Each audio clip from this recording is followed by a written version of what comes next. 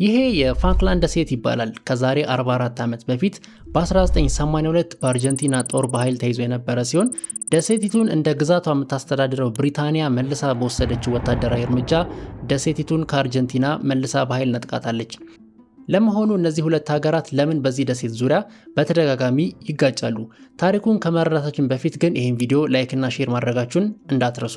የፋክላንድ ደሴትን ታሪክ ለመረዳት ወደ ኋላ ብዙ ዓመታትን መሄድ ሲኖርብን በ17ኛው ክፍለ ዘመን የአውሮፓ አሳሾች ወደ ደቡብ አትላንቲክ ባደረጓቸው አሰሳዎች ነበር የፋክላንድ ደሴቶችን ያገኟቸው። በ1764 በፈረንሳይ የመጀመሪያው ሰፈራ በደሴቱ ላይ የተካሄደ ሲሆን በአመቱ በ1765 እንግሊዝ በምዕራብ ፋክላንድ ደሴቶች ላይ ሰፈራን ጀመረች። በ1767 ፈረንሳይ ደሴቶቹን ለስፔን በስምምነት ሰጣታለች። ስፔንም ደሴቱን በደቡብ አሜሪካ ከነበሯት ቅኝ ግዛት ጋር ቀላቅላ ማስተዳደር ትጀምራለች። በ1770 ብሪቲሽ ኢምፓየር በስፔን በደረሰበት ጫናና በኢኮኖሚያዊ ምክንያቶች ደሴቱን ለስፔን ጥለው ይወጣሉ።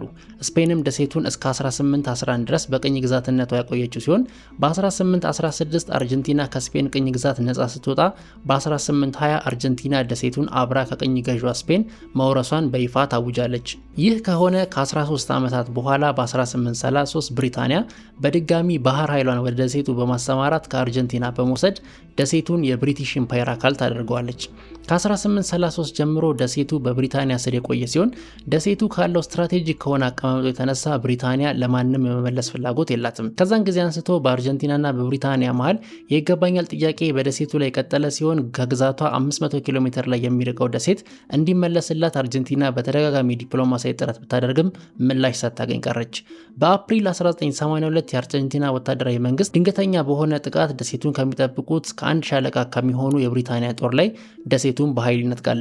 የአርጀንቲናው መሪ ጀነራል ሊዮፖልዶ ጋልቴሪ ይህን ውሳኔ ሲወስን ብሪታንያ 13000 ኪሎ ሜትር አቋርጣ ለዚህ ደሴት ብላ አትመጣም በማለት ነበር ወረራውን በደሴቱ ላይ ፈጸመው። ነገር ግን የወቅቱ የብሪታንያ ጠቅላይ ሚኒስትር የነበሩት ማርጋሬት ታቸር የብሪታንያ ጦር ደሴቱን እንዲያስመልስ ትዕዛዝ ይሰጣሉ። የብሪታንያ የባህር አየርና እግረኛ ጦር ከ13000 ኪሎ ሜትር በላይ አቋርጦ ወደ ደሴቱ በመሄድ 74 ቀናትን ከፈጀ የባህርና የአየር ላይ ውጊያ በኋላ ነበር ደሴቱን ከአርጀንቲና በኃይል የተቀበለው። ከድል በኋላ ብሪታንያ በደሴቱ ላይ ያላትን አስተዳደሯንም በድጋሚ አቋቁማለች።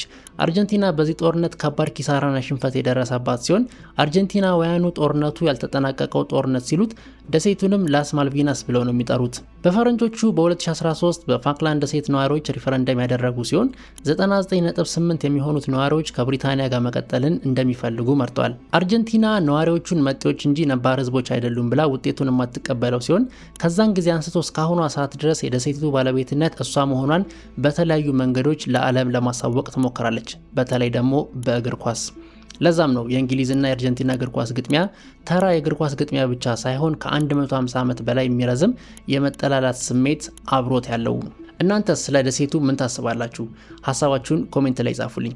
እንደዚህ አይነትና ተመሳሳይ ቪዲዮዎች እንደርሳችሁ ይሄን ገጽ ፎሎው እና ፔጁንም ላይክ ማድረጋችሁን እንዳትረሱ።